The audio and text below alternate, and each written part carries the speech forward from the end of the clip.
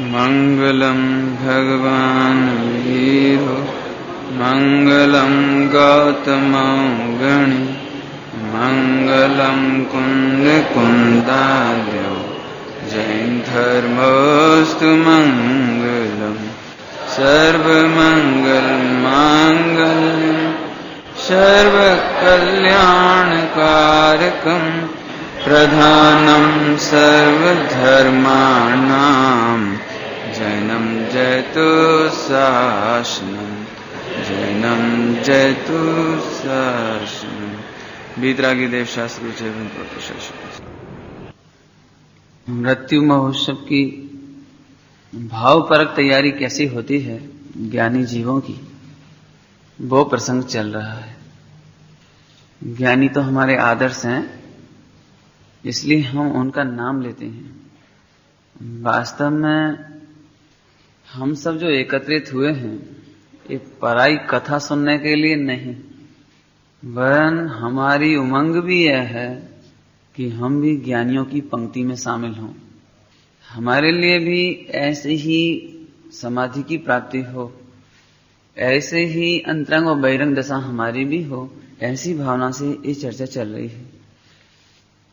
जब हम निरोग होते हैं, जब हमारे पास सर्व अनुकूलताएं होती हैं, इंद्रियों की सारी सुविधाएं होती हैं, तब तक प्रायः हमें धर्म करना बड़ा आसान लगता है। और ये जो प्रसंग चल रहा है अस्वस्थता का या मृत्यु का, यह एक प्रतिकूलता का प्रसंग है, रोगादिक का प्रसंग है, देह छूटने का प्रसंग है।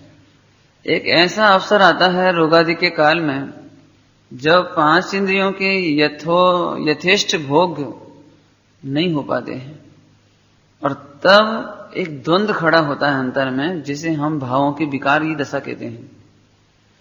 ज्ञानी उस समय भी निर्विकार बने रहते हैं और अज्ञानी विकारी परिणमित होते हैं, राग द्वेष रूप परिणमित होते हैं, संक्लेश रूप आर्तरौद्र रूप परिणमित होते रहते हैं, दुखी रूप परिणमित होते हैं, कसाय रूप परिणमित होते हैं। ये भावों की विकारी दशा है।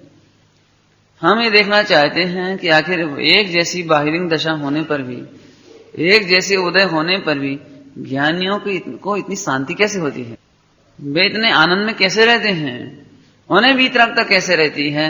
ये बात जानने के लिए हम ये देख रहे हैं ज्ञानियों का दृष्टिकोण कि बीमारी होने पर भी, रोग होने पर भी, प्रतिकूलताएं होने पर भी, उपसर्ग और परिचय आने पर भी वे अत्यंत ही प्रमुदित होते हैं, अत्यंत प्रसन्न होते हैं। ये तो एक बड़ा विस्मय का विषय है।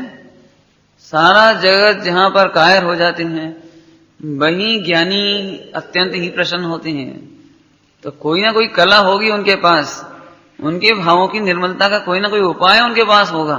वो बात यहां पर चल रही है। हम ये देख रहे हैं अस्वस्थता को पापोदय मत समझिए। एक्चुअली पापोदय तो ये है कि जो रोग है सो पापोदय, और प्रसन्नता से अपना प्रयोजन साधे सो पुण्य का उदय। इसके लिए हम ज्यादा दृष्टांत नहीं देना चाहेंगे। किसी व्यक्ति का मकान गिर गया तो पुण्योदय है कि पापोदय है? उसको उसमें 1 लाख रुपए का नुकसान भी हो गया उस मकान के गिरने में, मकान की लागत का नुकसान हुआ वो तो अलग, 1 लाख रुपए की सामग्री का भी नुकसान हो गया, तो पाप का उदय है कि पुण्य का उदय? तो वास्तव में मकान का गिरना ये तो पुद्गल का परिणमन है, 1 लाख रुपए की वस्तुओं का नष्ट हो जाना ये भी पुद्गल का परिणमन है, ये पाप का उदय नहीं है। हमारा प्रश्न ये है कि वह दुखी हुआ है या प्रसन्न हुआ है। यदि वह दुखी हुआ है तो पाप का उदय है, यदि वह प्रसन्न है तो पुण्य का उदय है। उसे उस मकान के गिर जाने पर नींव में 10 करोड़ का खजाना मिल गया है। अब ये भी पुद्गल का ही परिणमन है, यही पुद्गल का परिणमन है। कोई 10 करोड़ का खजाना मिल जाने से कोई पुण्य का उदय नहीं आ गया है।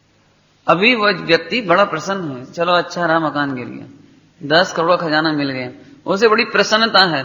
ये प्रसन्नता पुण्य का उदय है। ये आरोप आ रहा है, आरोप आता है वो निमित्त। अच्छा समझो, थोड़ी देर बाद जब डकैतों को मालूम पड़ गया तो हत्याकांड हो गया, लूटपाट मच गई। अब वो सारा है दुखी हो गया। ये कहां से मकान गिर गया और ये कहां से 1 करोड़ रुपए का खजाना मिल गया। न ये मिलता, न ये मकान गिरता, न ये गिरता, न खजाने के पीछे हत्याकांड होता, ये चोरी डकैती होती, अब वे बड़े दुखी हैं। तो अब वही मकान गिरने की घटना को क्या कहेंगे हम? अब इसे पाप का उदय कह देंगे। लेकिन हम फिर पूछते हैं, यदि मकान का गिर जाना पाप का उदय है, तो उसी घर में रहने वाले परिवार का एक बालक मग्न होकर प्रसन्न होकर खेल रहा है 8 वर्ष का, उसे कोई मतलब नहीं मकान के गिर जाने से, और हत्याकांड हो जाने पर भी, बहुत नाटक हो जाने पर भी वह बालक फिर भी खेल रहा है। अब हम पूछते हैं, इस मकान के गिर जाने में किसके पाप का उदय है और किसके पुण्य का उदय है, और उस बालक को किसका उदय है? इसका मतलब ये निकलता है, तुम अपने उपयोग को वहां जोड़ते हो और दुखी होते हो, ये पाप का उदय है, और तुम अपने उपयोग को वहां जोड़ते हो और खुश मनाते हो, प्रसन्नता मनाते हो, ये पुण्य का उदय कहने में आता है।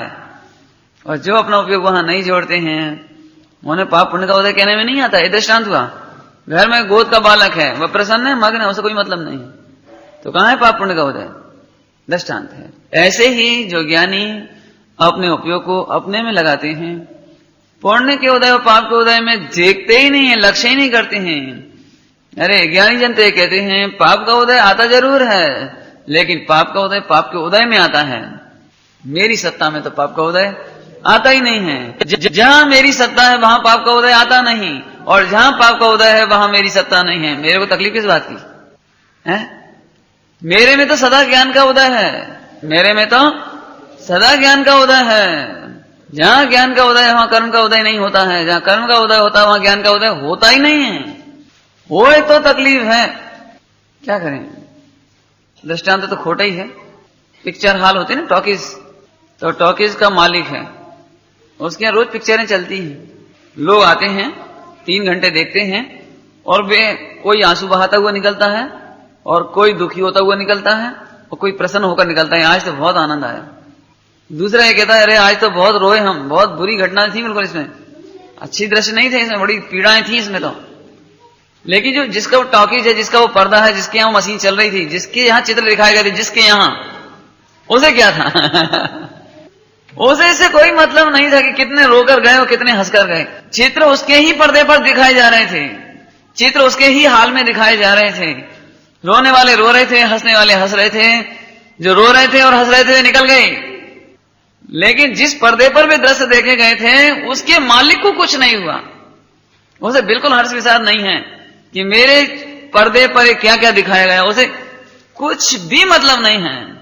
ऐसे ही मेरे असंख्यात प्रदेशी इस हाल में मेरे स्वयं क्षेत्र में है ना, असंख्यात प्रदेशी स्वयं क्षेत्र में मेरे ज्ञान रूपी पर्दे पर, मेरी स्वच्छता में सुभाषो उदय झलकते हैं, बस झलकते हैं बस। और एक समय की परिणति उन सुभाषों का लक्ष्य करती है, वो चली जाती है, चली जाती है, टिकती नहीं है वो मेरे में। अब बताओ, जैसे वो टॉकीज के मालिक को तकलीफ नहीं है, ऐसे मुझ जीव द्रव्य को क्या तकलीफ है? वो ऐसे मुझ ध्रुव स्वभाव को क्या तकलीफ है? आए समझ में आ रहा कुछ? जैसे लोक का दृष्टांत दिया, ऐसी आत्मा में घटित करते हैं ज्ञानी जन। पाप का उदय अपनी पिक्चर झलकती जरूर है वहां पर, लेकिन मेरे ज्ञान पर्दे में, मेरे असंख्यात प्रदेश में कुछ भी नहीं बिगड़ता है। इसलिए ज्ञानियों की मुद्रा बड़ी ही मनमोहक होती है। जब तक उपसर्ग नहीं हो रहा था तब भी उतनी संभाव से विराजते थे वो, हाथ पे हाथ रख करके, और जब उपसर्ग हो रहा है तब भी उतने ही अरे रे आदिनाथ मुनिराज को जब आहार नहीं मिला था तब भी उतने ही प्रसन्न चित्त से थे, और जब आहार मिल गया उस दिन ऐसी खुशियां नहीं मनाई, चलो भैया अब संकट टलो अब कम से कम अंतराय कर्म का कुछ उदीर्णा हुई तो आहार कुछ मिल गया, चलो अब तो ठीक रही। अरे क्या फर्क पड़ता है, क्या फर्क पड़ता है? क्यों? आप बैंक में कैशियर हो, दिन भर दुकानदारी चले वो बैंक की, तो आपको क्या, और नहीं चले तो आपको क्या? क्यों 6 महीने तक बिल्कुल ही रुपया जमा कराने वाले नहीं आए बैंक में, तो आपको क्या तकलीफ है? और खूब भीड़ आ जाए तो हमें क्या, माने कोई मतलब ही नहीं है। ऐसे ही क्या कहें भाई, गायक तो गायक है, इस तिजोरी में, इस बैंक में कुछ भोजन जमा होना हो तो हो जाए, और नहीं होना हो तो मत हो, है? कुछ योग्य दवा मिलनी हो तो मिले। एक ज्ञानियों का चिंतन, रोगादि के काल में कोई दवा मिलने हो, योग्य हो, मिल जाए, नहीं मिलना हो तो मत मिलो। इस सत्य के बल पर जो समर्पण आया था गुरुदेव का, तो ऐसे ही नहीं आ गया था। जिस समय वो दिगंबर जैनत को अपनाया था, उस समय क्या उसके लगभग कम से कम ये समझ लो कि 5-10 साल तक, माने 5-1 साल बाद एक दो व्यक्ति मिलना शुरू हुए थे। माने अच्छा थोड़ा परिचय 2003 में हुआ समझ लो, संवत में। इसके पहले तो 2001 में और थोड़ा सा 1-8 साल पहले संवत 2000 के लगभग, विक्रम संवत 2000 के लगभग, तब इस सर सेठ हुकुमचंद जी, नेमीचंद जी, पाटनी जी वगैरह पहुंचे। नहीं तो 8-9-10 वर्ष तक तो एक भी दिगंबर जैन का परिचय नहीं एक तरह से देखा जाए। और वहां धमकियां कि तुम साधु थे तो तुम रोटी तो कमा नहीं पाओगे, रोटी तो बना नहीं पाओगे, रोटी तो तुमने कभी बनाई नहीं है भोजन कहां मिलेगा।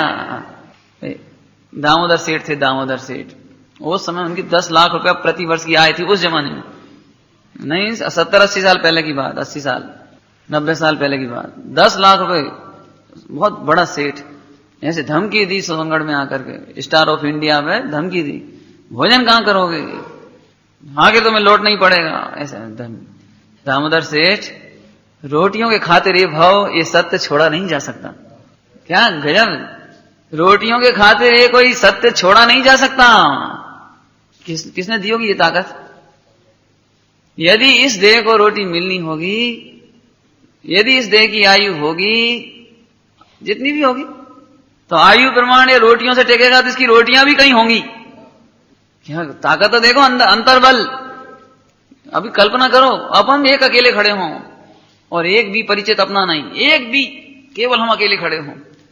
एक तरफ श्वेतांबरों का विद्रोह खड़ा हो, काले झंडे खड़े हों, डंडे खड़े हों, धमकियां खड़ी हों, एक तरफ विरोध चल रहा हो, समाचार पत्रों में लेख लिखे जा रहे हों, बहुत बुरी दशा। लेकिन वे मस्त थी, मस्त एकदम। स्टार ऑफ इंडिया में एक जरा सी वो 5-5-6 बिच्छू रोज गिरे, ऐसे जंगल था, बिल्कुल जंगल, घास फूस की वो ऊपर गिरे हो खपरेल में से 5-5-6 बिच्छू रोज, कोई आगे पीछे नहीं गया। भैया ये भव के अभाव के लिए मिला है, रोटियों के लिए नहीं मिला है। कितना किसका बल होता हो, अकेले बैठ कर कैसे आनंद लेते होंगे। ये तो अभी अपनी आंखों देखी बातें हैं। अरे रे भाई, इससे मालूम पड़ता है ज्ञानियों को ज्ञान का बल कितना जोरदार होता होगा, ये तत्व का बल कितना जोरदार होता होगा। दे रहे कि ना रहे, अब सत्य नहीं छोड़ा जा सकता, रोटियों के बदले में बेचा नहीं जा सकता। ऐसे एक ज्ञानी पुरुष नहीं, ऐसे महान पुरुष बहुत हुए हैं। और हमारे महाभाग्य है कि हमें उनकी ये वाणी उपलब्ध है। ख्याल में आया कुछ? दिगंबर मुनिराज हैं, जितने मुनिराज दिगंबर हुए, दीक्षा ली, रोटियों के खातिर दीक्षा थोड़े लिए हैं, वन खंडादि में निकल पड़े हैं। कहां हमें भोजन की व्यवस्था होगी नहीं होगी कोई चिंता नहीं, लेकिन होती हैं तो आती हैं, वो तो क्या कहें। तो है पद्म पुराण में आता है, पद्म पुराण में दिगंबर मुनिराज चतुर्मास करने के लिए बढ़ रहे थे, लेकिन बीच रास्ते में रेगिस्तान में, राजस्थान में, बीच रेगिस्तान में वो तिथि आ गई, उससे आगे बढ़ नहीं सकते थे। अब बढ़ ही नहीं सकते थे, बस अब एक जगह पद्मासन कायोसर करने बैठ गए। अपना वहीं चौमासा स्थाप लिया, जिस स्थान पर थे जंगल में, रेगिस्तान में, वहीं। और वहां से भामंडल सीता का भाई भामंडल सेना सहित कहीं से विजय करके आ रहा हो, जैसा भी, वहां वो देखा कि अरे ये चौमासे के काल और यहाँ मुनिराज विराजते हैं। अरे आसपास कोई ग्राम नहीं, कोई मंदिर नहीं, कुछ नहीं, व्यवस्था नहीं, क्या होगा। सारी सेना को रोक दिया, 4 महीने के लिए यहीं रहेंगे 4 महीने के लिए यहीं रहेंगे। फटाफट अपनी भाषा में कहो तो नगरी बन गई, भाई नगरी बन गई, सारी व्यवस्था, मंदिर व्यवस्था सब। कहने का मतलब क्या है, मोहन मुनिराज ने ये नहीं सोचा कि इस स्थान पर आहार कौन देगा हमें, उन्होंने नहीं सोची ये बात। ये तो अरे फिर वही बात है, देह टिकनी है, आयु प्रमाण तो रोटियां मिलेंगी, ऐसी सब में लगा देना अपने। बहुत पढ़ो आप, रत्नकंठ साहबाचार्य वगैरह ग्रंथ हैं, सदाशिवदास जी टीका करते हुए कहते हैं कि भाई जो दवाएं हैं वे भी पाप का उदय, असाता का तीव्र उदय हो तो वे दवा कुछ काम नहीं करती हैं, और साता का उदय हो तो वे कुछ काम करती हैं, अर्थात आरोप आता है, काम करती है, मैंने आरोप आता है। तो भाई तू दवाओं के नाम पर व्याकुल होकर, आकुलित होकर के व्यर्थ ही पापाश्रय क्यों करता है, पापाश्रय क्यों करता है, अर्थात तू अपना आश्रय क्यों नहीं करता है। है, वो विचार अपन इसमें कर रहे हैं। देखो, रोगादि की दशा होने पर सबसे पहले चित्त में विक्षेप पैदा होता है। ये बात नेचुरल है बिल्कुल। माने ऐसा बहुत कम अवसर आता है कि आदमी बीमार हो और चित्त में विक्षेप ना हो।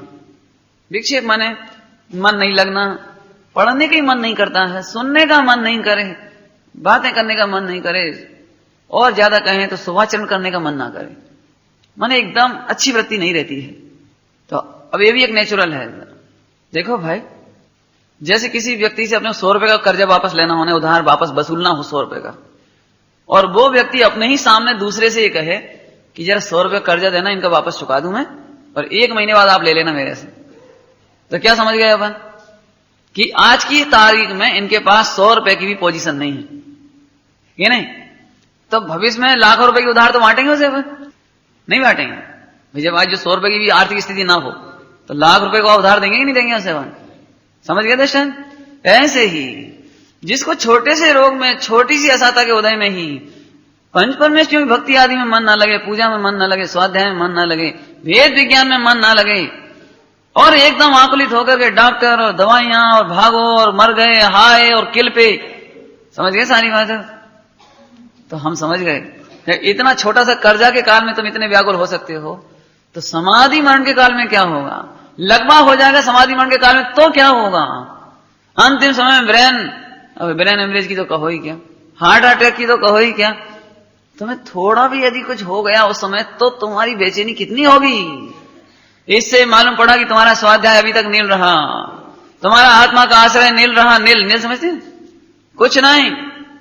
और तुमने जिनेन्द्र देव की जो विश्वास और श्रद्धान और जिनेन्द्र देव के प्रति अपना जो विश्वास और भक्ति समर्पित की थी, वह भी कुछ नहीं रही।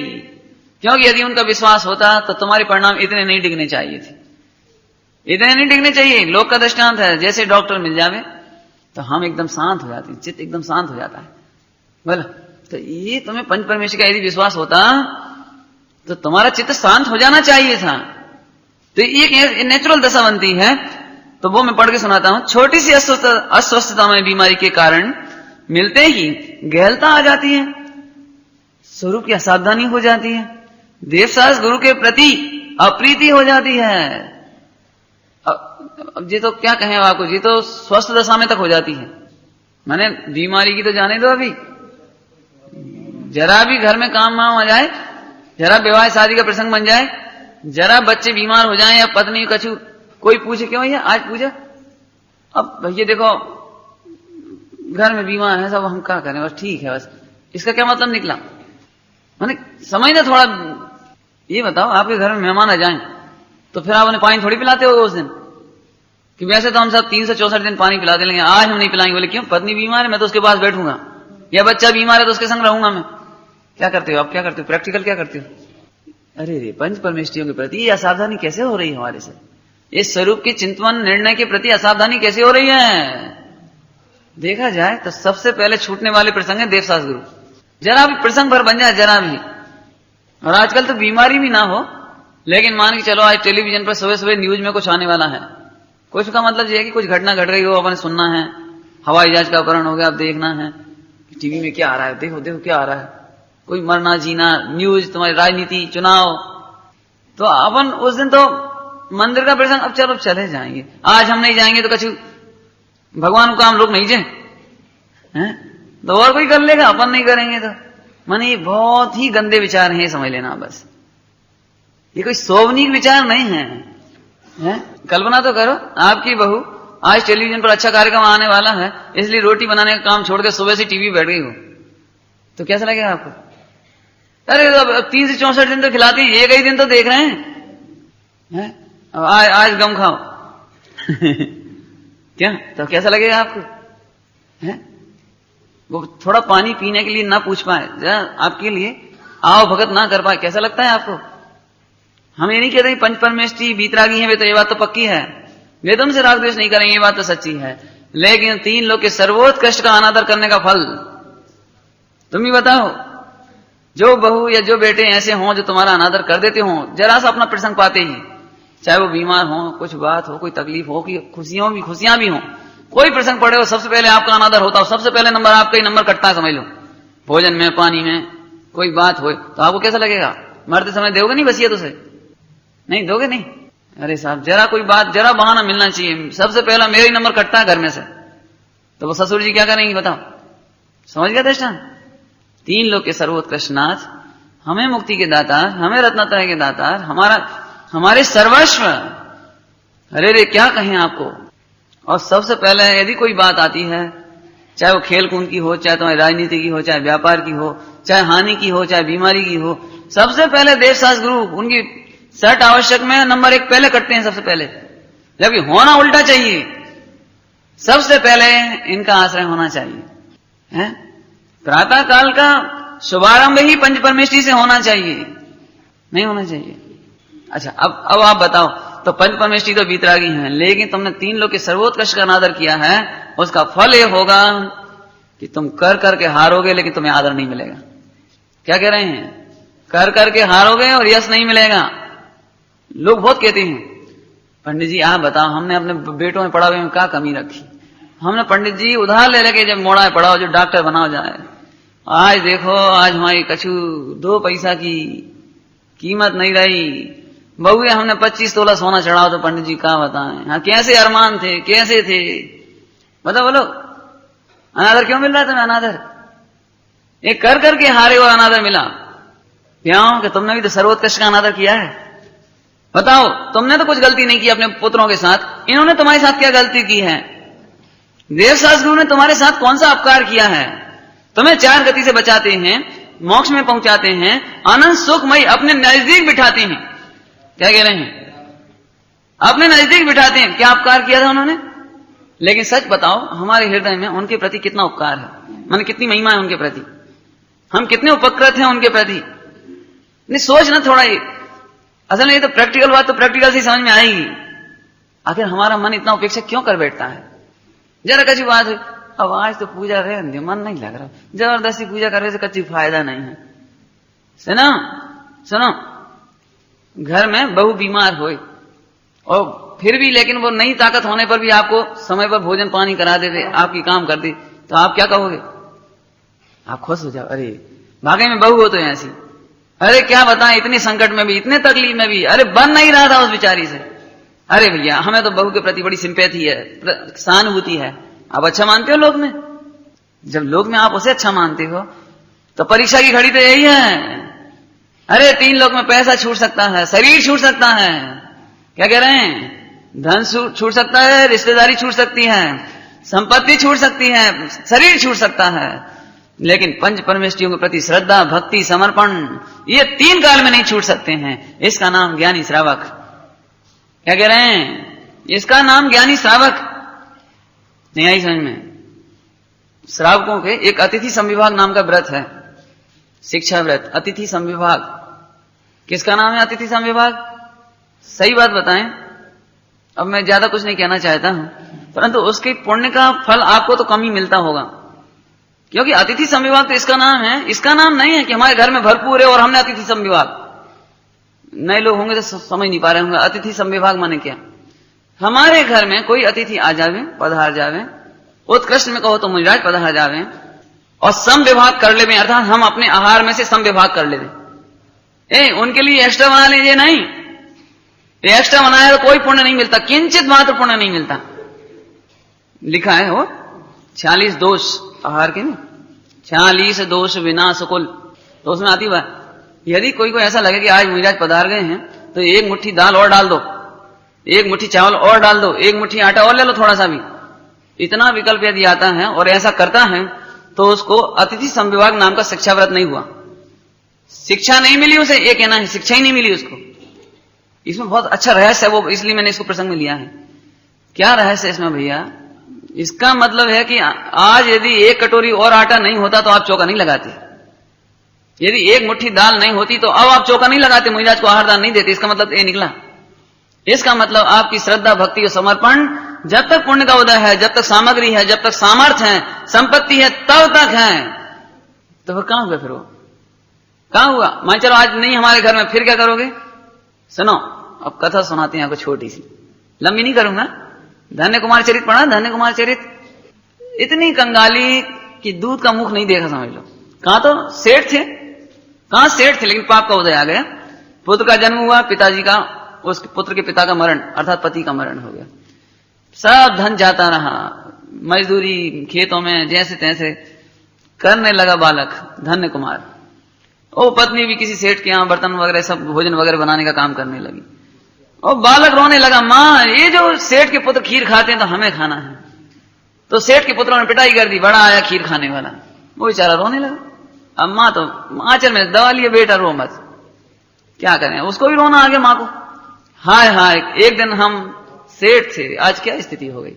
हमारे बालक को बेचारा दूध और खीर के लिए तरसता है, दोनों रो रहे तो सेठ आ गया, क्या बात है, रोते क्यों, ये खीर मांगता था। अरे तो दे दो। कि नहीं, तुम्हारे पुत्रों को इस प्रेम भाव नहीं है। अच्छा अच्छा, समझ गए, हमारे पुत्रों को प्रेम भाव नहीं, कोई बात नहीं, एक काम करो, ये दूध ले जाओ और घर जा खीर बना के बच्चे को खिलाओ। अब कल्पना कर सकते हो उस घर की स्थिति। अब वो पहली बार घर में दूध और चावल आए और खीर बनी। अब कितनी बनी होगी, सेठ ने कितना दिया होगा, कितनी चावल आए होंगे, कितनी खीर बनी होगी। अब देखो, उस घर में यदि हम होते तो हमें ऐसा भाव आता कि चलो आज तो अपन सब खाएंगे, मजा आ जाएगा। जी सोचेंगे। माता कहती, बेटा आज पहली बार बहुत दिनों बाद हमारे घर में उत्तम आहार बना है, बहुत दिनों बाद, और उत्तम आहार बना है तो हम पहले अतिथि संविभाग करेंगे। इसका नाम संविभाग। इतनी सी खीर में से संविभाग करेंगे, इतनी सी खीर में संविभाग। 50 रोटी थी तुम्हारे पास और फिर तुमने 2 कोई खिला दी, इसका नाम संविभाग नहीं है। तुम्हारे पास 2 थी, तुमने 1 खा ली, 1 उन्हें खिला दी, यह है अतिथि संविभाग।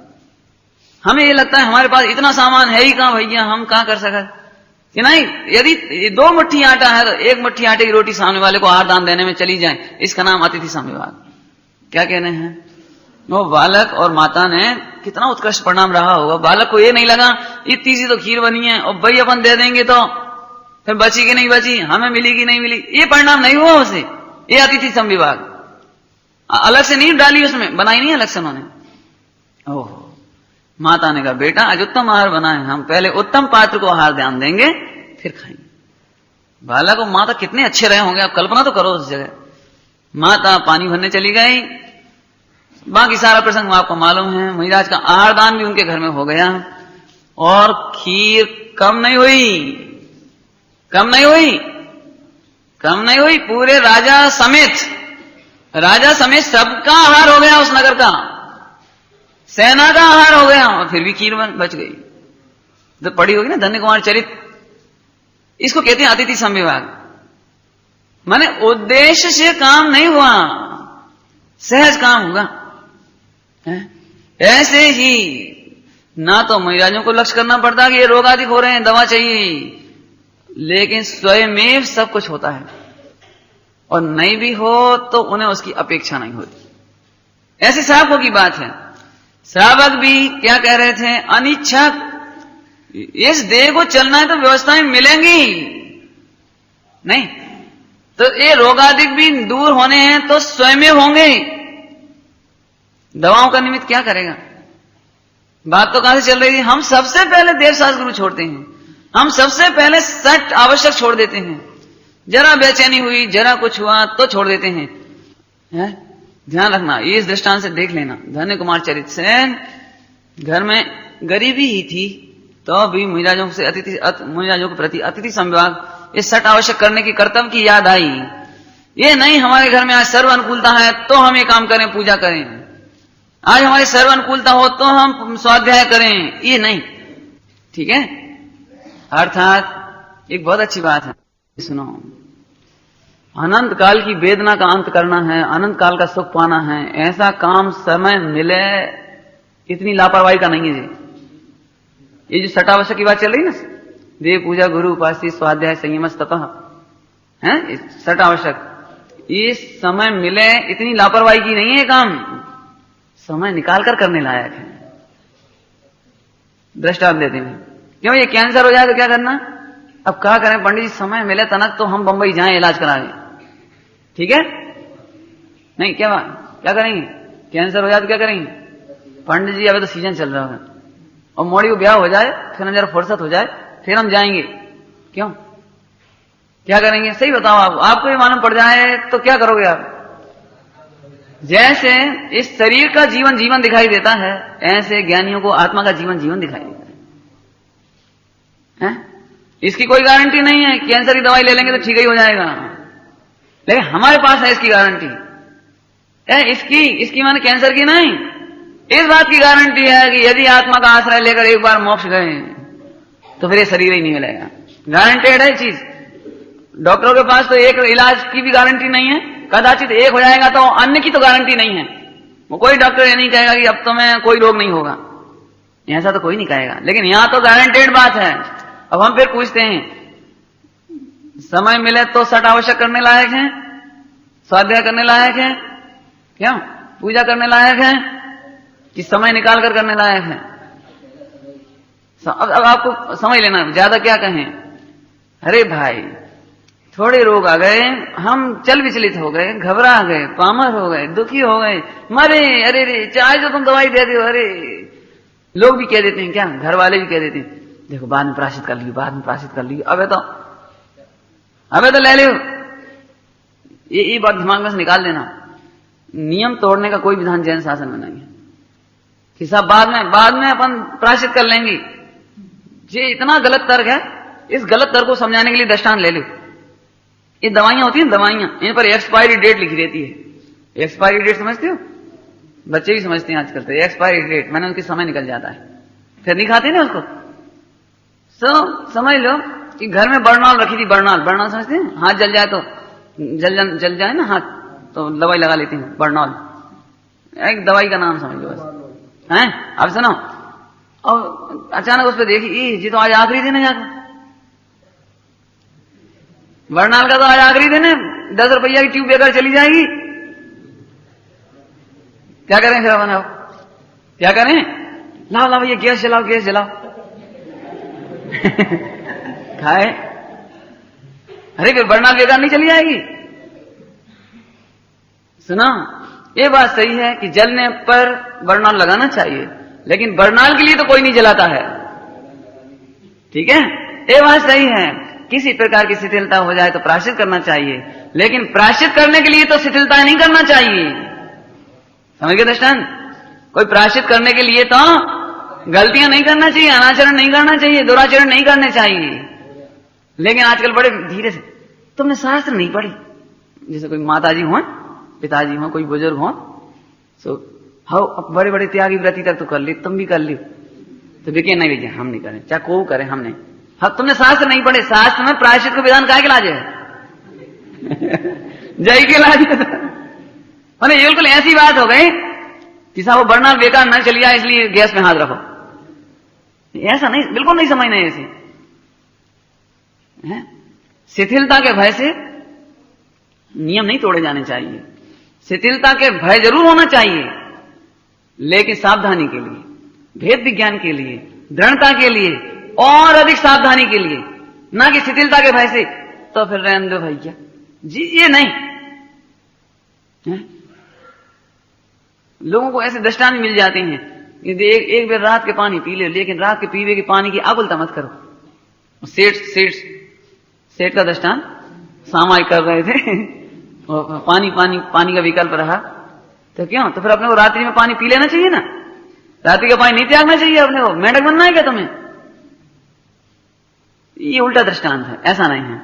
सुनो, रात्रि में प्यास लगी तो रात्रि का जल का त्याग कर देना ये बुरा नहीं है। प्यास लगने पर भी भेद विज्ञान नहीं कर पाना ये बुरा है। रात्रि में प्यास लगने पर भी जो आकुलता हुई उससे भेद विज्ञान करके समता रस नहीं पा सके, स्वावलंबन नहीं पा सके, इसकी कमी थी। कमी तो इस बात की थी कि रात्रि के विकल्पों को जीता नहीं जा सका। तो ये कहां से सीख आ गई कि साहब रात्रि में पानी पी लेना चाहिए? और देखो बेचारे, देखो इतनी सामयिक करके बेचारे मेंढक में गए। अरे लेकिन मेंढक में चले भी गए कदाचित, पहली बात तो उनका अभिप्राय नहीं रहा, चलो थोड़ा सा परिणाम यदि विकृत भी हुआ, मेंढक में चले गए। फिर पता है फिर क्या हुआ? मेंढक के काल में भी वही संस्कार याद आए, फिर वही भगवान की भक्ति करने के लिए चल दिए, और फिर वो हाथी के पैरों तले मरे मेंढक। और श्रेणिक तो बाद में पहुंचे समोसरण में, वो पहले पहुंच गए और वहां सम्यक दर्शन ले लिया। मेरा कहने का मतलब है तो नुकसान कहां होगा? शिथिलता ग्रहण नहीं करना भाई, शिथिलता बिल्कुल ग्रहण नहीं। अब तो बरनाल का दृष्टांत बहुत अच्छा है, मान गए। कोई प्रायश्चित का नाम लेकर के शिथिलाचरण नहीं करना चाहिए। इतनी चर्चा तो क्यों कर रहे हैं? ये बात सही है, उस समय हताशा बहुत होने लगती है, घबराहट बहुत होने लगती है, हमें ऐसा लगने लगता है कि अब मरे, तो उस समय कुछ स्थिति दिखाई नहीं देती है। हम ये कहना चाहते हैं इस प्रसंग में कि तुम उस समय अपना अवलोकन करो, भेद विज्ञान का साहस बढ़ाने की चेष्टाएं करो। क्यों? हे आत्मन, अभी तो छोटा सा ही रोग है, अभी तो छोटी सी ही पीड़ा है, इसमें तुम इतने उतावल हो गए, इतने विचलित हो गए, तो फिर मरण काल में जब और बड़े बड़े रोग होंगे तब तुम्हें क्या होगा? चलो हे आत्मन, यदि तुम फिर भी आकुलित रहे और इस आकुलता में यदि पाप का उदय तीव्र ही होगा तो दवाएं क्या करेंगी?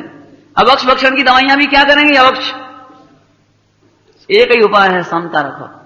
हे आत्मन, यदि फिर भी तुम आकुलित होकर के मरण भी हो गया कदाचित दवाई खाते खाते भी, अवक्ष खाते खाते, और नरकादिक में चले गए, तो यहां तो थोड़ी देर की ही वेदना सहनी है, नरक में कितनी वेदना सहोगे?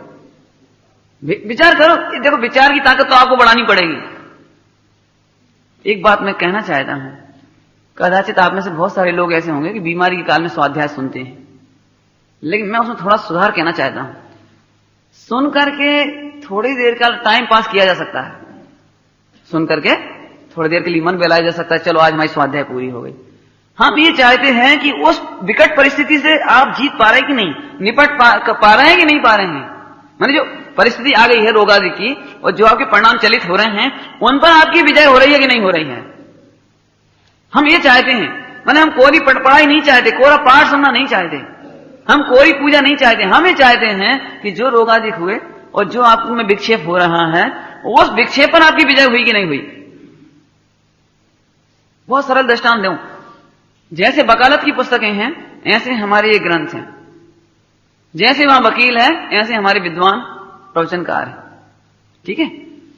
अब आपका कोई मुकदमा आ गया, कोई घटना घट गई, कोई केस हो गया, तो आप क्या करते हो?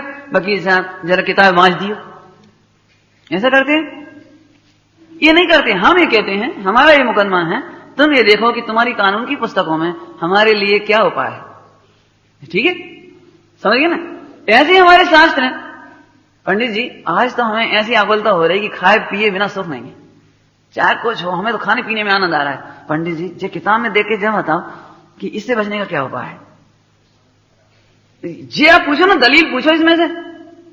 पंडित जी, डॉक्टर साहब, जैसे डॉक्टर कह दे कि तुम शुगर की बीमारी है, डायबिटीज, तुम शक्कर मत खाना बिल्कुल, और वो फिर भी बेचैनी हो खाने की, बहुत कोशिश करी दबाने की, लेकिन नहीं दबा पाए, तो फिर डॉक्टर के पास पहुंचे, डॉक्टर साहब यदि हम थोड़ी सी खा लें तो हमें तो बहुत इच्छा हो रही खाने की। तो फिर डॉक्टर क्या करेगा? वो पुस्तक की वो पंक्ति दिखाएगा मतलब कहेगा कि सुनो, तो फिर आज रात को मरने के लिए तैयार है ना। क्या अभी साहब ऐसी का कह रहे हैं आप? गुस्सा होगा? गुस्सा नहीं है, ये लिखी है किताबों में, हम पढ़े लिखे हैं, इसमें ये लिखा है शुगर होने पर तुम शुगर खाओगे, तुम्हारी पोजीशन ये है, और ये तुम्हारी मेडिकल रिपोर्ट है, और ये सारे सबूत हैं, तुम मर जाओगे। तो पूछता ही नहीं पूछता डॉक्टर से कि डॉक्टर साहब यदि हम शक्कर खा लें आज तो बताएगा, अर्थात वो करना नहीं हो बताएगा, करना नहीं हो परिणाम, इसका रिजल्ट होगा मरोगे तुम। ऐसे हम पूछें, पंडित जी आप इतना प्रवचन करते हो, इतनी बातें बताते हो, फिर भी हमसे छल कपट क्यों नहीं छूटता? आज भी हमारे जीवन में भेदभाव क्यों रहता है? क्यों हमारे जीवन में ऐसे दुराचरण होते हैं? और अपने अपने नाम ना सब। अब पूछो और जिनवाणी खोल के देखो कि रोग आदि के काल में ऐसी बेचैनी क्यों होती है, अनादर का परिणाम क्यों आता है, अभक्ति क्यों आती है, इतना सुनने के बावजूद हमारा स्वावलंबन क्यों नहीं होता है। अब हम करणानी खोल के बताएंगे कि सुनो, इसका फल यह है, यदि अभी भी तुम सावधान नहीं हुए तो तुम्हें नरक जाने से कोई भगवंत भी नहीं बचा सकेंगे। नहीं, अब चाहे दे जाए तो जाए, दवाई मिले कि नहीं मिले, मेरे को तो हर हाल में समता ही रखनी है। तो कभी कभी करणानियों से भी समता आती है, फल दिखाते नहीं फल, तो उससे भी समता आती है। कभी प्रथमानियों की जरूरत पड़ती है। मेरा मतलब समझ में आया कुछ? आज हम बिल्कुल समझ लीजिए बिना किसी उद्देश्य के स्वाध्याय करते हैं, वही दृष्टांत दिए ना। मुकदमा क्या है ये हमें मालूम ही नहीं है, अच्छा ईमानदारी बताओ, अपने मुकदमा किस किस को मालूम है इधर की? पता ही नहीं हम किस उद्देश्य से पढ़ रहे हैं। हमें विकारों की विजय करना है, आत्मा का अनुभव करना है, रत्नत्रय पाना है, मुनि दशा चाहिए, मोक्ष में जाना है। ये मुकदमा कुछ पता है किसी को? क्यों पंडित जी इतना पढ़ते हैं तो अभी हमारी तीव्र आसक्ति क्यों नहीं मिटती है, कसाई क्यों नहीं मिटती है कोई को टेंशन? फिर वही बात हो गई, अपना मुकदमा की खबर नहीं। वकील साहब आज जरा कोई किताब खोल के हमें बांध दो, 1 घंटा हम सुन के चले जाएं, इससे क्या काम हो जाएगा बता? ये बिल्कुल स्पष्ट है, बिल्कुल वही दशा यहां हो रही है हमारी। और इसीलिए फिर लोग कहते हैं, ये इतने सुनते हैं लेकिन इनके परिणाम तो जहां के तहां है। लोग कहते हैं अपने पर आक्षेप कि जी भाई जी इतनी सुनत है, 4 बेजात मंदिर हम जितनी बार भी जाते हो इतने सुना, लेकिन कसाय जरा कम नहीं हुई। तो फिर आखिर नहीं विचार करना चाहिए अपने को? देखो भाई, आपको अपनी अपनी जिम्मेदारी लेनी पड़ेगी। हम खुद निर्णय करें आज जो हमने पढ़ा है वह हमारे जीवन में ग्रहित कैसे हो, कैसे ग्रहण हो हमारे जीवन में। और नहीं हो तो पूछो ना कि नहीं हमारी तो परिणति में बदलाव आता ही नहीं, हमने बहुत विचार किया। आज देखो प्रसंग क्या चल रहा था, जब छोटी सी अस्वस्थता आ गई और हमारी ये त्रुटियां हो रही मानी चलिए, तो या तो स्वयं दूर करो, और दूर नहीं हो रही तो फिर पूछो इनका फल क्या होगा है? बोलो, कल्पना करो, आपसे मैं पूछता हूं, आपके घर पर आपकी बच्ची का विवाह हो रहा है और बारात आ गई और पिताजी ये कह रहे हैं हमारा तो मन नहीं लग रहा, हम नहीं कर रहे बात, तुम्हें कर लो जो दिखे सो, हम नहीं बोल रहे, हम नहीं जा रहे दूल्हा के सामने वो आरती, वो क्या करने घोड़े पे सामने, तो आप क्या कहोगे? क्यों, क्या मतलब है? बारात चली जाएगी वापस, मालूम है? तो हमें कुछ करना नहीं हो, बताओगे नहीं फल क्या होगा इसका? बोलो, जो असावधान होगा उसे कुछ क्या करोगे आप? हैं? जैसे वो उधर असावधान नहीं होता, ऐसे अपने प्रसंग में पंच परमेष्टियों में असावधान होने लायक नहीं है। सोचना भाई, मैं इसलिए इतना विस्तार कर दिया आज हम सबसे पहले यदि मोक्ष के जीवन में भी देखते हैं तो जिनवाणी पहले छूट जाती है। स्वाध्याय, चिंतन, मंथन, भेद विज्ञान, पूजा, कितनी जगह तो पूजा के हाल ही खराब हो गए समझ लो। नहीं अभी मोक्षों को लगता नहीं हम मोक्ष में है तो पूजा कोई हमारा परम कर्तव्य है? ये लगता ही नहीं है। चलो हो भी जाए तो हो रही है, पंडित जी जा तो विकल्प है। अच्छा तुम बहुत निर्विकल्प हो गए हो हैं क्या? सोचना, ये उपहास करने लायक बातें नहीं है भाई, क्या कहें भाई। बहुत बहुत ऐसा लगता है कभी, अब आप फिर आप कहो बहुत चढ़ना नहीं हो, चले जाते हो आप। अभी आप एक एक चीज पूछो तो बताएंगे हम आपको क्यों होती है, क्यों जरूरी है पूजा। या अभी आपका प्रसंग नहीं इसलिए छोड़ूंगा मैं भी, क्यों होनी चाहिए, क्यों कंपलसरी होनी चाहिए, सोचना कभी। जिस लड़के के साथ आप अपनी बच्ची को देना चाहते हो उस लड़के कितने गीत गाते हो बताओ, कितने गीत गाते हो, कितनी प्रशंसा करते हो, कितनी आओ भगत करते हो, और फिर एक ही दिन करके छुट्टी पा जाते हो। जब जब प्रसंग पड़े तब उतना ही उत्साह से, उतना ही आओ भगत। ये परम उपकारी है हमारे, परम उपकारी। अब क्या कहें, ये तो उपकारी भी नहीं है। नहीं आप सोचना, जैसे धन का प्रयोजन है वो धनिकों को कैसे अवगत करता है लोक में, नहीं कहते? जिनसे जो विद्या सीखनी हो, कला सीखनी हो, उनको कितनी अवगत करते हो। बोलो, आप में से कोई इंजीनियर बन जाए, डॉक्टर बन जाए, कलेक्टर बन जाए, ऑफिसर बन जाए, प्रधानमंत्री बन जाए, लेकिन जो योग्यता उसे पढ़ने से आई, विद्या से आई है, तो उसके जीवन काल में जो भी अच्छे अच्छे टीचर रहे होंगे उसे याद आते हैं वो क्षण, अरे साहब हमारे वो टीचर बहुत अच्छे थे, गणित के थे, मारते तो जरूर पकड़ पकड़ के थे, ऐसे करते थे ऐसे करते, लेकिन पढ़ाने में आज जो कुछ भी है उनकी देन है भैया। नहीं आती है यार? सुनो, आज जो भी है ये पंच परमेष्टि भगवंतों की देन है। सुनो, आज जो भी थोड़ी बहुत मन कसाई हुई है ना, जो भी मन कसाई हुई है माता की कृपा है। जितना भी चिंतन बदला है ना, जितना भौतिकवाद का रस टूटा है ना, वो इनकी कृपा है। अरे रे हम तो कहां पढ़े थे प्रभु, कहां पढ़े थे, और ज्यादा क्या कहें। द्वादशांग के पाठी गणधर परमात्मा भी भगवंतों के सामने, प्रभु हम कुछ भी नहीं है आपके सामने। क्या कह रहे हैं? द्वादशांग के ज्ञानी अंतर्मूर्त में द्वादशांग की रचना कर ले में, चार ज्ञान के धनी, ऐसे त्रिलोक पूज्य गणधर परमात्मा ये कहते हैं, प्रभु आपके चरणारविंद के सामने आपकी मैं कुछ भी सड़ा हुआ तिनका से भी गया बीता हूं। ये देखो भक्ति कितनी आती होगी। अब तो समझ क्या है, ये वाली बात जल्दी सीख जाते हैं, मैं सिद्धों का सिद्ध हूं, मैं सिद्धों का बाप हूं। क्यों समान है ना, अब क्या बात है। ये शोभा नहीं देती। सिद्धों के सामने जाते हैं, भगवंतों के सामने जाते हैं, अरे बताइए उन्होंने ये बात, तो उनके चरणों में भिस जाते हैं, उनके चरणों में, अरे प्रभु आपने तो, प्रभु आपने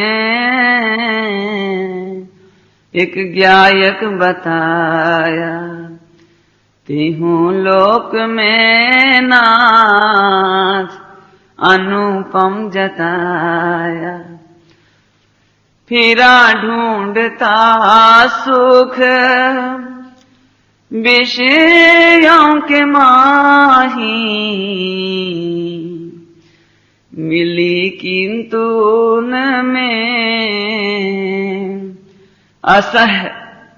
असह वेदना ही। असह वेदना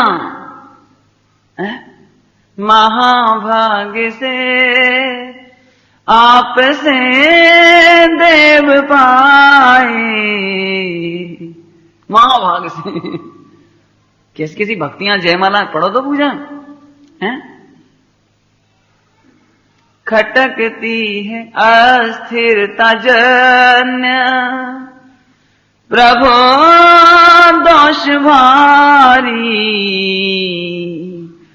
खटकती है राग आदि परिणति विकारी, विश्वास है नाथ, खटकती नहीं है केवल, विश्वास है नाथ ये शीघ्र मिटेगी। क्या चीज मिटेगी? जो खटकती थी, राग आदि परिणति। स्वभाव के सन्मुख कैसे टिकेगी, कैसे टिकेगी?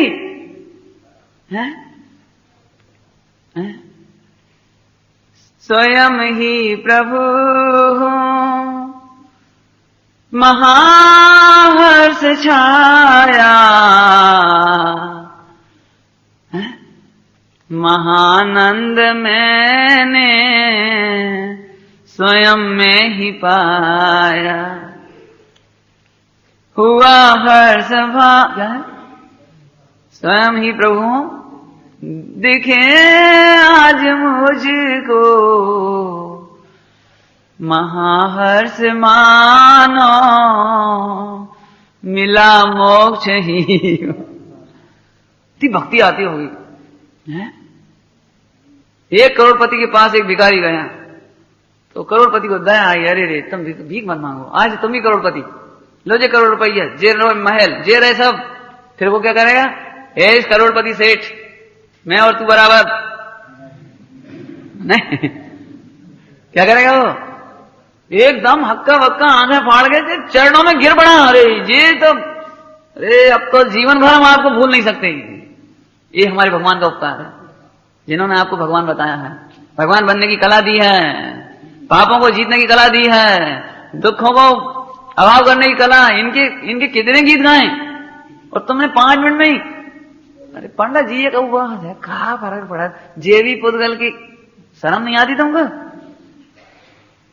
मैं नहीं कहता हूं बनारसीदास जी ने लिखा है, जिनके भव स्थिति अल्प रह गई है, उन्हें इनमें और भगवंतों में अंतर दिखाई नहीं देता।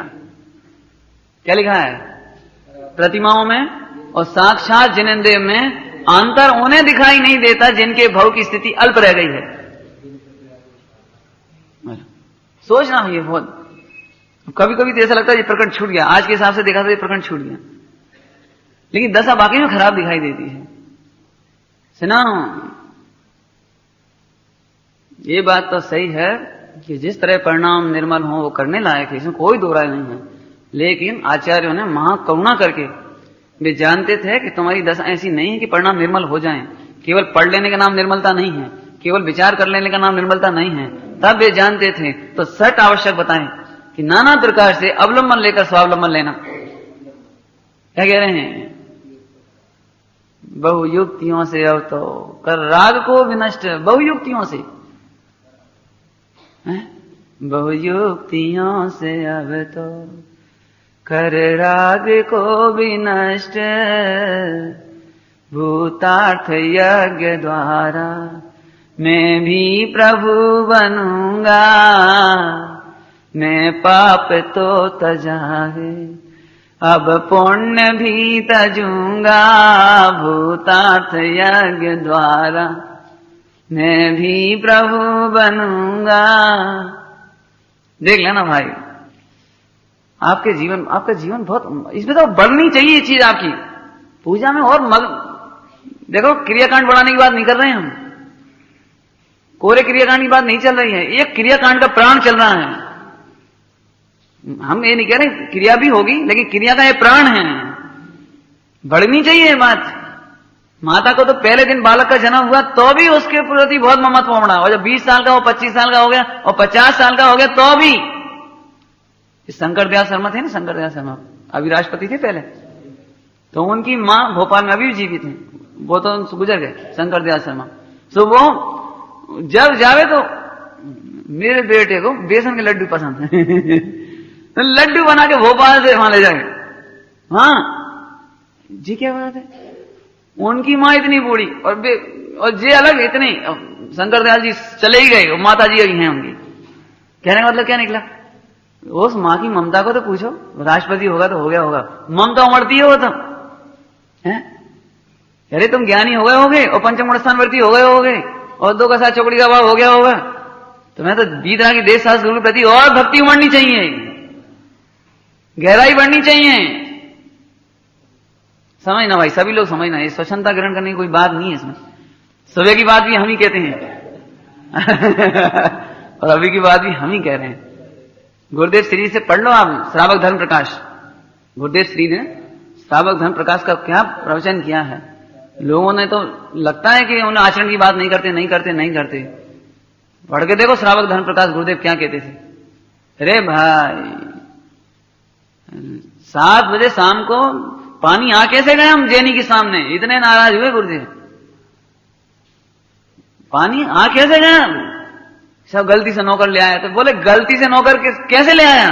तुम्हारे घर की संस्कृति होगी तो नौकर लाया होगा। इतना डांटा था बॉम्बे में,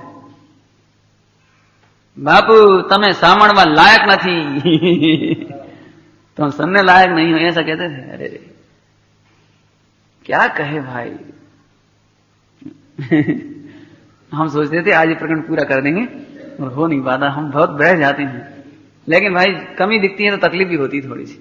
हम ये कहते हैं, यदि आपको लगता है ये मंदिर हमारे हैं, ये भगवान हमारे हैं और ये इतना उपकार, अरे क्या बताऊं इनका उपकार, तो आपको बिल्कुल, मैं तो बल्कि क्या कहूं, मेरा बस चले तो एक एक को हाथ पकड़ के कॉल करा करूं, बोलो ये बोलो भैया तुम इनको अपना तो कहते हो, लेकिन तुम दिखते क्यों नहीं? पूजा करते हो क्यों नहीं दिखाई देते? क्या कहें भाई, एक बार कोई पिक्चर का हीरो इधर आ जाए तो वहां खड़े मत देखना तुम। एक बार कोई तुम्हारे खेल कूद का कोई हीरो आ जाए तो उधर मत खड़े रहना। कोई आवारागर्दी की बातें हो तो वहां मत खड़े रहना। लेकिन 3 लोग के सर्वोत्कृष्ट नाथ के नजदीक खड़े होने में अपना महा सौभाग्य समझना। क्या कहें भाई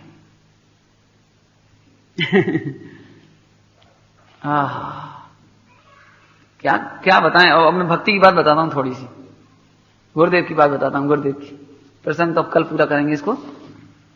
जब गुरुदेव ने परिवर्तन कर लिया तो उस समय तक भी दिग्गम में प्रतिमा के दर्शन नहीं हुए थे, केवल फोटो मिला था। फोटो, प्रतिमा तो थी नहीं, मंदिर था नहीं। अंदर विचार चला करता था, 1 बरस बीत गया, 2 बरस बीत गए, तब भी मंदिर नहीं बन पाया था। तो गुरुदेव और सबने ये भावना भाई कि अपन अब दिगंबर तीर्थों की वंदना करने चले, उन बिंबों को देखें जिन बिंबों को कैसे होती है।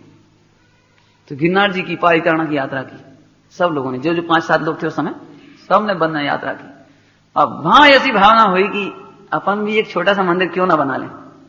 एक भी दिगंबर का परिचय नहीं, मंदिर क्या चीज होती है, प्राण प्रतिष्ठा क्या चीज होती है, पंच कल्याण क्या होती हैं, पूजा प्रक्षाल क्या होता है, कुछ खबर नहीं। लेकिन अंदर से उमड़ पड़ी, अरे रे, जिन बिंबों के दर्शन किए बिना हमारा जीवन व्यर्थ है, मंदिर तो होना चाहिए। पालीताना में सबसे ऊपर जिनालय में भक्ति चल रही, बहने भक्ति गा रही, बहने सोनगढ़ में मंदिर में बंधाओ नाना भाई। उनके नाना जी थे, नाना भाई नाम था, नाना लाल ऐसा कुछ, नाना लाल है ऐसे। अच्छा ठीक है, मंदिर बनाओ। अब क्या बता रहे हैं, सोनगढ़ में मंदिर बना, अब कभी प्रतिमा देखी नहीं, लेकिन कहा कि देखो अपनी भक्ति है ना अंदर में और संस्कार है पूर्व होकर, तो बहनों को भेजा, तुम जाओ, और कोई नहीं परख पाएगा प्रतिमाएं, तुम जाओ, वीतरागता कैसी होती है वो तुम परखना। दोनों बहनों को भेजा वहां, 3 भाई, 2 रामजी भाई वगैरह वहां गए, प्रतिमा देखते से लेकर आए। अरे दोनों बहनें 3 दिन तक रेलगाड़ी में संग संग, हम प्रतिमा जी संग ले जाएंगे, हम ट्रक में नहीं छोड़ेंगे, हम मालगाड़ी में नहीं भेजेंगे अपने 3 लोग के नाथ को, 3 लोग के नाथ को मालगाड़ी में नहीं भेजेंगे, हम अपने संग ले जाएंगे। सारी रास्ता संग संग, कोई पैर नहीं लगा देना, हमारे भगवान है, कोई बैठ मत जाना, कोई सामान मत रखना, सारी रास्ता चौकस। 3 दिन में प्रतिमा वहां आई। गुरुदेव को स्वप्न आया, 3 बिजली आकाश से कड़कड़ा के गिरी एकदम नीचे, एकदम आंख खुल गई। 5 बजे आज 3 जिनेन्द्र भगवान आएंगे। मेरा मन कहता है आज 3 जिन में पधारेंगे। उस समय इतनी मीडिया नहीं थी, सुविधा नहीं थी इतनी। बस देखते से प्रतिमा, अब क्या करें। चैन सुखदास जी से उस समय पंच कल्याण कराए, जिस प्रकार से व्यवस्था बनाई, जिस प्रकार से, मुश्किल से 150-200 लोग उस समय पंच कल्याण क्या पंच कल्याण भी हो। अब समस्या आएगी इनकी पूजा प्रक्षाल, तो फिर वहां से पालीताना के मुनीम को बुलाया, ए भैया हमें प्रक्षाल करना सिखाओ। कितनी भक्ति रही होगी अंदर में। पंच कल्याण के जैसे ही वो प्रतिमा आई, गुरुदेव 10 मिनट तक साष्टांग, आंखों से अश्रु की धार हो, ऐसे लेटे, हे प्रभु आज मैंने सारे निधान पा लिए, आज मुझे सब कुछ मिल गया। ये प्रतिमाओं के सामने 10 मिनट आंखों में आंसू की धार। क्या है, सीखा हो, प्रक्षाल करना सीखा, पूजा करना सीखा। और उसने 20 पंथ के हिसाब से वहां कोई केले वगैरह चढ़ने लगे, केले वगैरह 20 पंथ के हिसाब से चलने लगी परंपरा। अपने यहां से फूलचंद जी वगैरह पहुंचे, जगनमोहन लाल जी कटनी पहुंचे कि साहब ये हमारे आमना में तो केले वगैरह देखो ये सड़े होते हैं, ये केले गल जाते हैं, रखे ये हमारे में। अच्छा बात तो सही है, सचित नहीं चढ़ना चाहिए फल। ऑर्डर, आज से यहां सचित पूजा बंद, दीपक जलाना बंद, एक झटके में। भक्ति कितनी आती होगी। मैं इस गुरुदेव को इसलिए दृष्टांत देता हूं, मोक्षों के सामने तो खूब देता हूं, राजकोट वगैरह में तो खूब। ये गुरुदेव श्री की वो भक्ति थी, और एक आज हमारी भक्ति देख लो। आज क्यों है हमारी भक्ति में इतनी कमी। सावधान, क्या कहें भाई, यदि गुरुदेव को दोष लगाने में, उन्हें अपबात कराने में, उन्हें बदनाम कराने में थोड़ा बहुत भी हाथ है तो वो हमारा ही है। गुरुदेव ने तो हमें सर्वांग जिन शासन सौंप दिया था, ये जिनवाणी का सर्वांग पहलू हमें सौंपे थे। है? क्या बता मैं, एक एक चीज याद आती है वहां की भक्ति। अरे वो एक वृक्ष खड़ा था तो गुरुदेव, नहीं चाहे हमारा परमागम मंदिर बने कि नहीं बने, लेकिन पेड़ नहीं कटेगा। एक पेड़ है नीम का, नहीं कटेगा, बिल्कुल नहीं कटेगा, मंदिर बने कि नहीं बने। क्या गजब ही हो गया, बिल्कुल कटे। अब कौन काट सके, जब गुरुदेव की मनाही हो गई। तब अपने आके जी फूलचंद जी पहुंचे, फूलचंद जी कि साहब अपन श्रावक की भूमिका में हैं, तो श्रावक तो मंदिर बनाने में, प्रभावना करने में इतना काम कर सकता है, मेरा मन नहीं बोलता है। तो फूलचंद जी ने रातों रात छिपके कटवाया। लेकिन गुरुदेव के बस लगते पेड़ क्या ये काट नहीं सकता है कोई। प्रवचन, भरे प्रवचन में, भरे प्रवचन चलते में कोई बच्चा यदि पेड़ छू रहा हो, पत्ते तोड़ रहा हो, ए भाई उसे रोको भाई। पहले तुम्हें नहीं मालूम एक एक पत्ती में अनंत जीव हैं, अनंत भविष्य के सिद्ध हैं, तुम्हारे भूतकाल के अनंत माता पिता हैं। स्याही में असंख्यात जीव पढ़ते हैं, स्याही में गुरुदेव ने पेन से नहीं लिखा, नहीं भैया हमारी तो करुणा है, ये जी मर्दी। तो ये तरह उनका इतना अच्छा चरणानुयोग था। ओम नमः।